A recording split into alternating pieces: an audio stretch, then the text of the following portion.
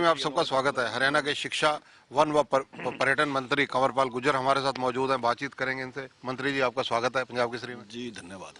मंत्री जी, ऐसी सूचनाएं हैं कि वन विभाग के अनुसंधान विभाग में 4 करोड़ के करीब का घोटाला सामने आया है। उसको लेकर आपने उच्च स्तरीय जांच के भी आदेश दिए हैं। हाँ, निश्चित तौर से मेरे सामने इस प्रकार की कंप्लेंट आई है कि कहीं इस प्रकार से घोटाला, कोई खाद की खरीद है और कुछ और दूसरे अन्य विषय हैं जिनमें घोटाला किया गया है। तो मैंने विनीत गर्ग जी जो है हमारे पीसीएफ और पंकज गोयल जी और उनके साथ यशपाल जांगड़ा जो डीएफ हैं, उन 3 की कमेटी मैंने गठित कर दी और मैंने कहा कि 1 सप्ताह में उसकी विस्तृत रिपोर्ट प्रस्तुत करेंगे और अगर ये इस प्रकार की इसमें सत्यता पाई गई तो निश्चित तौर से सख्त कार्रवाई उनके खिलाफ की जाएगी। विभागीय कार्रवाई होगी या कानूनी भी हो सकती है? नहीं, निश्चित तौर से सब प्रकार से विभाग की भी कार्रवाई होगी और निश्चित तौर से कानूनी कार्रवाई उनके खिलाफ करेंगे जो भी लोग इसमें शामिल पाए जाएंगे। मंत्री जी, इसके अलावा क्योंकि शिक्षा विभाग भी आपके पास है, शिक्षा विभाग में अगर देखें तो आपने 5वीं और 8वीं की परीक्षाओं को लेकर कुछ नियमों में फेरबदल किया है। वो फेरबदल क्या है? देखिए, एक निर्णय इस प्रकार का लिया गया था पहले कि भाई किसी भी बच्चे का कोई भी इस प्रकार का टेस्ट नहीं लिया जाएगा और उसको किसी भी क्लास में फेल नहीं किया जाएगा। तो मैं समझता हूँ कि आने वाले पिछले कुछ टाइम में उसके जो दुष्परिणाम थे वो हमारे सामने है और जहाँ अभिभावकों की भी ये मांग थी कि ये निर्णय जो है वो सही नहीं है और टीचर की भी ये मांग थी, उनका भी मानना था कि ये सही निर्णय नहीं है। तो उसको देखते हमने निर्णय लिया है कि 5वीं में भी उनका बच्चों का पेपर लिया जाएगा और उनको मौका दिया जाएगा। अगर वो कोई इस प्रकार का है जो पास नहीं होता तो दोबारा पेपर दे सकता है। तो हमारा प्रयास रहेगा उसमें कि एक उस बच्चे पे एक इस प्रकार का एक दबाव होता है कि मुझे पेपर पास करना है और अच्छे नंबर मुझे लेने हैं। तो निश्चित तौर से वो अच्छी तैयारी करता है उसमें, मुझे लगता है कि इससे काफ़ी लाभ होगा। कोविड को देखते हुए पीछे रिलैक्सेशन इस मामले में दी हुई थी कि सभी को लगभग पास किया जा रहा था बिना किसी बाधा के। हाँ, नहीं, देखिए, अब कोविड को लेकर इस प्रकार का निर्णय लिया गया था, एक अलग परिस्थितियां थी।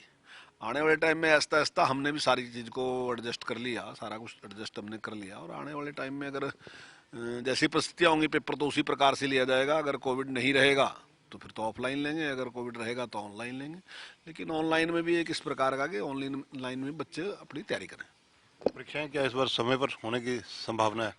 हाँ, निश्चित तौर से कोशिश तो यही रहेगी, परिस्थितियों के ऊपर निर्भर है। देखिए, सारी सारी स्थिति अब जिस प्रकार से कोविड के पेशेंट जैसा मीडिया में खबरें हैं कि वो घट रहे हैं, तो अगर इस प्रकार से घटते हैं तो निश्चित तौर से सारी स्थिति ठीक हो जाएगी।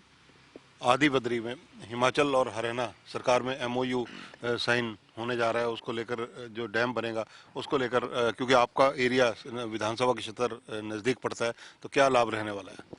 निश्चित तौर से उसके बहुत लाभ हमें रहेंगे क्योंकि सोम नदी में जो बरसाती पानी आता है उससे काफ़ी गांव ऐसे हैं हमारे, खासकर लिद्दी से लेके और उर्जनी तक के गांव ऐसे हैं जहां काफ़ी नुकसान किसानों को उठाना पड़ता था। और इस बांध के बढ़ने से जहां वो नुकसान होता था वो लाभ में बदल जाएगा क्योंकि जब एक पानी का एक नाला या एक दरिया चलेगा तो वो खेतों में सिंचाई के लिए भी देंगे और वाटर लेवल भी उससे ऊपर आएगा और एक साथ पानी आने की बजाय वो पानी रोक लिया जाएगा और वो लगभग 12 महीने लगातार वो पानी चलेगा, 365 दिन चलेगा। तो उससे बड़ा लाभ होगा। एक तो यही लाभ है इसका और दूसरा लाभ है आस्था का लाभ है क्योंकि हमारा मानना है कि सरस्वती नदी यहीं से चलती थी, हमारे बुजुर्ग मानते हैं और बहुत से बीच में ऐसे हैं जहाँ पानी निकलता है और वो पानी अब भी खड़ा है वहाँ और वो सरस्वती के नाम से ही मशहूर है। आज भी लोग उसमें स्नान भी करते हैं, अपनी आस्था भी व्यक्त करते हैं वहाँ पे। तो अब वैज्ञानिकों ने भी मान लिया, नासा ने भी इस बात को मान लिया और आज नहीं, बहुत साल पहले मान लिया था कि आदि बद्री से लेके और गुजरात तक समुद्र तक एक ये दरिया चलता था और आज भी उसमें जो नीचे जो पानी है वो बहुत बड़ी मात्रा में पानी आज भी है। तो माननीय दरअसल लाल जैन जी जो राष्ट्रीय स्वयंसेवक संघ के प्रांत संचालक रहे हैं, उन्होंने इसके लिए बहुत बड़ा प्रयास किया और लगातार उस पर लगे रहे। और जब वाणंकर जी ने आके इसके ऊपर अध्ययन किया तब माननीय मुख्यमंत्री जी वहाँ प्रचारक होते थे तो इन्होंने भी उनके साथ प्रवास किया और सारा सारा वो एरिया देखा। तो वो दोनों ही लाभ उसके हैं, जहाँ आस्था का है वो भी लाभ है और हमारा मानना है कि वेदों की रचना जो हुई वो उसके ही किनारे पे हुई, तब ऋषि मुनियों ने वहीं पे बैठ के तपस्या की और वहीं पे वेदों को लिखा।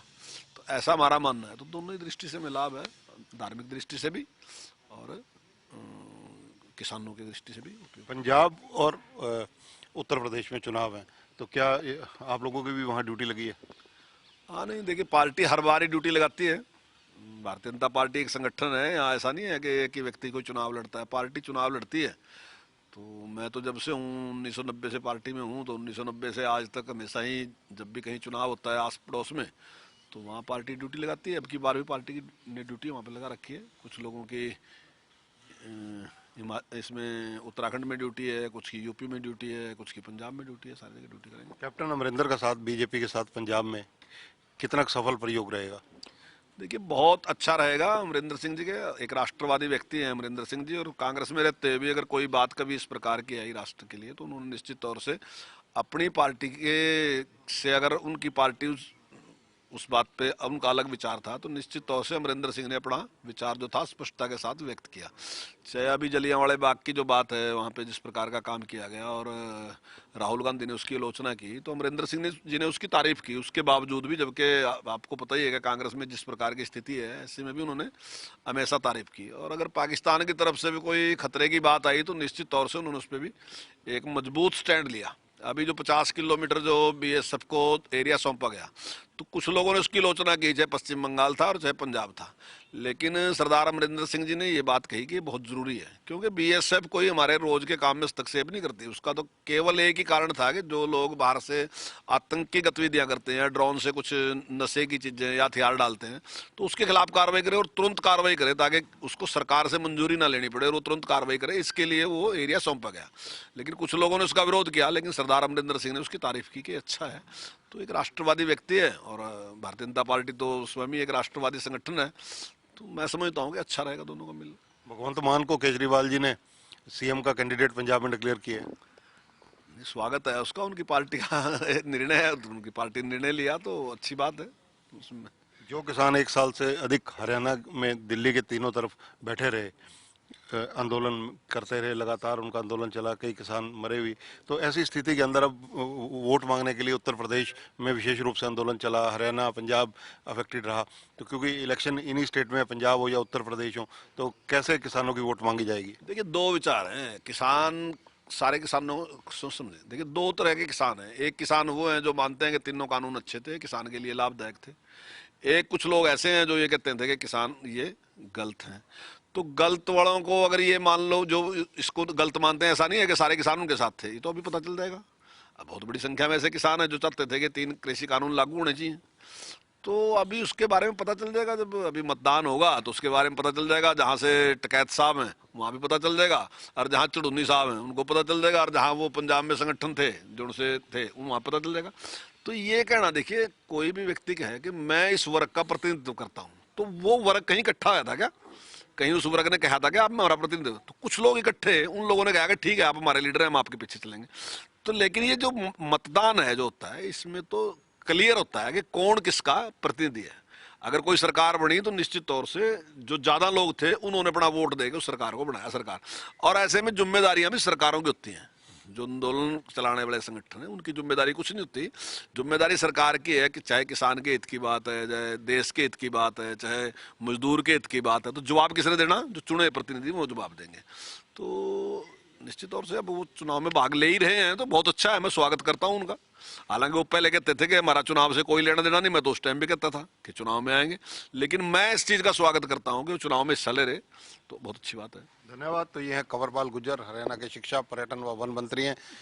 वन विभाग के अंदर हुए घोटाले की जानकारी जैसे ही इन्हें मिली, उस मामले में इन्होंने एक उच्च स्तरीय जांच कमेटी को 1 हफ्ते के अंदर रिपोर्ट देने के लिए कहा है। इसके अलावा जो किसान संगठन है, पंजाब में इलेक्शन लड़ रहे हैं या यूपी में कहीं ना कहीं सपोर्ट कर रहे हैं, उन लोगों पर भी इन्होंने कटाक्ष किया है। कैमरामैन संजय सिंह के साथ चंद्रशेखर धरनी, पंजाब केसरी टीवी, चंडीगढ़। हमसे जुड़े रहने के लिए हमारे YouTube चैनल को सब्सक्राइब करें और नई वीडियो की नोटिफिकेशन के लिए बेल आइकॉन को दबाएं। अगर आप ये वीडियो Facebook पर देख रहे हैं तो लाइक जरूर करें और ज्यादा से ज्यादा शेयर करें। धन्यवाद।